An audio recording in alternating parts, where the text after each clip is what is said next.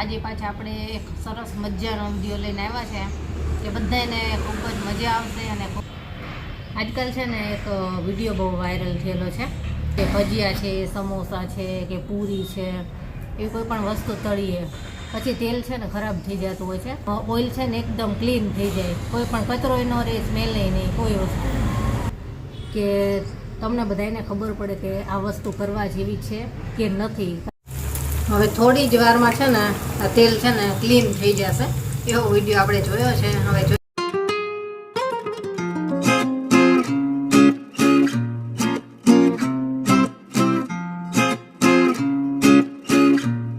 શ્રી કૃષ્ણ. કેમ છો બધા?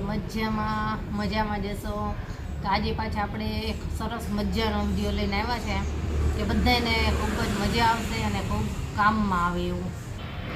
આજકાલ છે ને એક વિડીયો બહુ વાયરલ થયેલો છે કે આપણે કોઈ પણ વસ્તુ તળી હોય ને તેલમાં, દાખલા તરીકે ભજીયા છે, સમોસા છે કે પૂરી છે, એવી કોઈ પણ વસ્તુ તળીએ પછી તેલ છે ને ખરાબ થઈ જતું હોય છે. એમાં ઝીણા ઝીણા કણો હોય છે જે કંઈ વસ્તુ તળી હોય એના, અને તેલ થોડુંક સ્મેલવાળું પણ થઈ જાય અને થોડું કચરાવાળું હોય.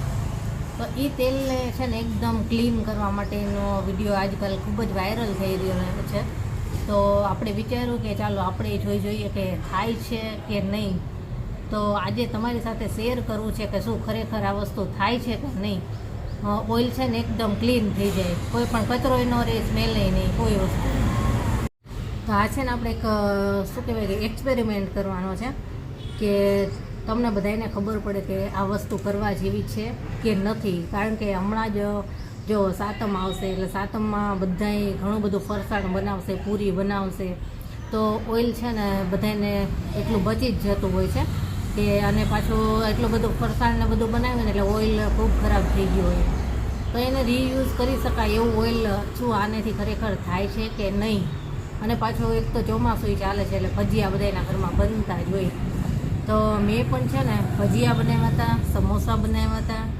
તો આ જો ઓઇલ આ રીતનું થયેલું છે, જો આની અંદર કેટલા બધા કણો છે અને ભજીયાની છે ને આમાં સ્મેલ પણ આવે એવું આ ઓઇલ થઈ ગયું હોય. તો આ ઓઇલને આપણે ક્લીન કરવાનું છે. એટલે આનેથી થશે કે નહીં એ મને પણ નથી ખબર.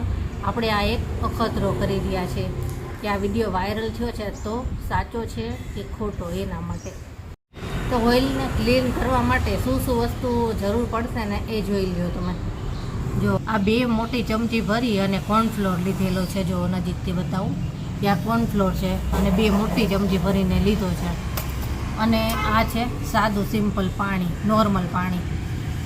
તો આ 2 ચમચી આપણે કોર્નફ્લોર લીધો છે ને, એટલે એની અંદર આપણે 4 ચમચી પાણી એડ કરવાનું છે. 2 ચમચી કોર્નફ્લોર અને 4 મોટી ચમચી પાણી. તો આ 4 ચમચી આપણે પાણી આની અંદર મિક્સ કરી લીધું છે અને આને હવે સરસ રીતે મિક્સ કરવાનું છે. એકદમ બધું મિક્સ થઈ જાય ને એ રીતે આ રીતે મિક્સ કરી લેવાનું છે, બિલકુલ ગાંઠા ન રહીને એ રીતે. તો આ સરસ રીતે મિક્સ થઈ ગયું છે. તો આટલી પ્રોસેસ થઈ ગઈ. અને હવે જે પ્રોસેસ કરવાની છે ને એમાં આપણે ગેસની જરૂર પડશે, ગેસ ચાલુ કરવો પડશે. તો હવે આપણે કિચનમાં જઈએ અને આને આપણે બતાવીએ કે તેલ હવે ચોખ્ખું થાય છે કે નહીં. ચાલો, તો તેલને આપણે ગેસ ઉપર મૂકી દીધું છે અને હવે ગેસ ચાલુ કરીશું. અને ગેસ આપણે ફૂલ જ રાખીશું. આ તેલને આપણે ગરમ કરવાનું છે. એકદમ ગરમ થાય પછી જ આપણે આગળની પ્રોસેસ કરવાની છે. તો આ તેલને ગરમ થવા દઈએ. તેલ ગરમ થઈ ગયું છે સરસ રીતે. અને હવે શું કરવાનું છે જોઈ લઈએ. તો આ કોર્નફ્લોરને આપણે છે ને એક વખત સરસ રીતે મિક્સ કરી લઈએ. નીચે બેસી ગયો હોય ને તો મિક્સ થઈ જાય. અને હવે આને આપણે ધીમે ધીમે આ તેલની અંદર એડ કરવાનું છે.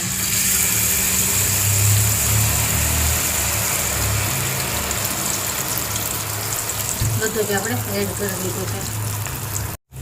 હવે થોડી જ વારમાં છે ને આ તેલ છે ને ક્લીન થઈ જશે, એવો વિડીયો આપણે જોયો છે. હવે જોઈએ. એમાં એવું હોય છે કે આ જે આપણે કોર્નફ્લોર નાખ્યો ને એમાં બધો જ કચરો આવી જાય. જોઈએ આવે છે કે નહીં.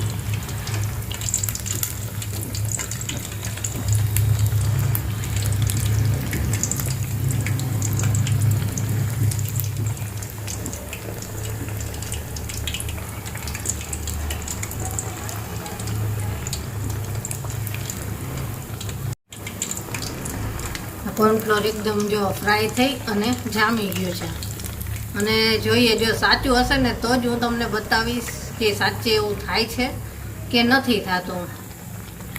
આ વિડીયો ઘણા બધા લોકોએ બનાવ્યો છે, વાયરલ થયેલો છે, એટલે આપણે કીધું ચલો આપણે ચેક કરીએ શું ખરેખર આવું થાય છે. જો થતું હોય તો ખૂબ જ કામની વસ્તુ છે આ.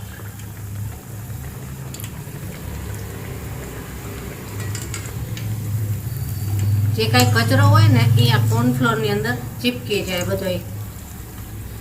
જો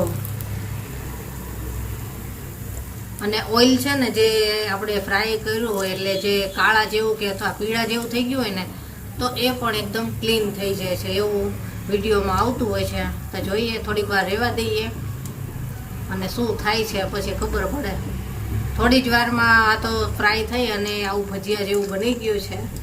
અને એની અંદર કચરો થોડો ઘણો તો બધો આવી જ ગયો છે, પણ હજી ઘણો બધો બાકી છે. જોઈએ શું થાય છે. અને તેલ ગાળ્યા પછી ખબર પડે કે તેલ શું ક્લીન થઈ ગયું છે કે નહીં. જો 5-1 મિનિટ સુધી આપણે આને રહેવા દીધું છે તો આમાં ઘણો બધો કચરો હતો એ બધો આવી ગયો છે અને તેલનો કલર પણ થોડોક ચેન્જ થઈ ગયો છે, ચોખ્ખું થઈ ગયો એ ટાઈપનો થયો છે. અને ઘણું બધું આ બધું જે ઝીણું ઝીણું છે ભજીયા બનાવ્યા હોય એનું કચરું એ તો બધું એમ નામ છે. એટલે આની અંદર જે ચીપકી ગયું હોય ને કોર્નફ્લોરમાં એટલું આવી ગયું છે, બાકી બધું એમ નામ છે. પણ તેલ થોડુંક ચોખ્ખું તો થઈ ગયું છે પહેલાં કરતાં. એટલે સાવ એકદમ ક્લીન નથી થતું. તો બસ હવે ગેસ ઓફ કરી દઈએ અને આને આપણે એક સાઈડ કાઢી લઈએ. અને જો આની અંદર ઘણો બધો કચરો આવી જ ગયો છે, ઝીણો ઝીણો આ રીતે. અને કલર પણ થોડોક આનો લાઇટ થઈ ગયો છે. અને હવે આને આપણે તેલને ગાળી લઈએ અને પછી ખબર પડે કે ઓઇલ કેટલું ચોખ્ખું થયું છે. પહેલાં કરતાં ફરક તો દેખાય છે. એક બાઉલ લઈ લીધો છે, એના પર આપણે ગરણી રાખી દઈશું અને તેલ ગાળી લઈએ. તેલનો કલર તો સરસ ચેન્જ થઈ ગયો છે, પહેલાં કરતાં ચોખ્ખું લાગે છે. અને જો આટલો કચરો રહી ગયો છે, બીજો કોર્નફ્લોરમાં આવી ગયો. જો તેલ એ બતાવું, આ તેલ તમે જોઈ શકો છો કે એમાં હજી ઝીણા ઝીણા કણ છે, પછી આમાંય કચરો છે હજી.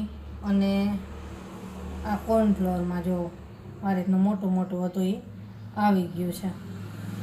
એટલે ટૂંકમાં આપણે કહીએ ને તો જે વિડીયો આવે છે ને કે ઓઇલ એકદમ ક્લીન થઈ જાય તો એવું કંઈ થતું નથી. જો હજી આમાં કચરો છે જ. આપણે તેલને ઝીણી ગરણીથી ગાળી લઈને તોય ચોખ્ખું તો થઈ જ જાય. અને આમાંથી સ્મેલ પણ ગઈ નથી. સ્મેલ તો એમ નામ જ છે ભજીયાની જે હતી ને. અને બસ આ કલર થોડોક ખાલી ચેન્જ થયો છે, બીજો આમાં ફરક કોઈ નથી પડ્યો. એટલે આ જે કાંઈ વિડીયો વાયરલ થયો છે ને કે આનાથી આપણે તેલ પહેલાં જેવું જ ચોખ્ખું કરી શકીએ, તો પહેલાં જેવું ચોખ્ખું તો ના જ થાય. અને આપણે તેલને ખાલી ગાળી લઈએ ને તોય આવું ચોખ્ખું તો થતું જ હોય છે. કોર્નફ્લોર ના નાખીએ તોય આવું ચોખ્ખું તો થાય જ છે. તો આ રીતનું થાય છે. તો જો હોય તો કોઈ પણ એ વિડીયો જોઈ અને કરતા હોય તો આવો તમને અનુભવ મળશે. આપણે ઓઇલ ક્લીન કરવા માટેનો વિડીયો તમારી સાથે શેર કર્યો કે થાય છે કે નહીં. તો એમાં જે બતાવ્યું હોય છે બિલકુલ નથી થતું. ઓઇલ બિલકુલ ક્લીન તો નથી જ થયું.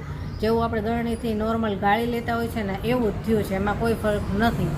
તો તોય તમારે જો આ અખતરો કરવો હોય તો કરી શકો છો. આ તો મેં શેર કર્યું કે ખરેખર થાય છે કે નહીં. તો તમને આ મારો વિડીયો કેવો લાગ્યો એ કમેન્ટમાં જરૂર જણાવજો. અને જો મારો વિડીયો પસંદ આવ્યો હોય ને તો વિડીયોને લાઈક તો જરૂર કરજો.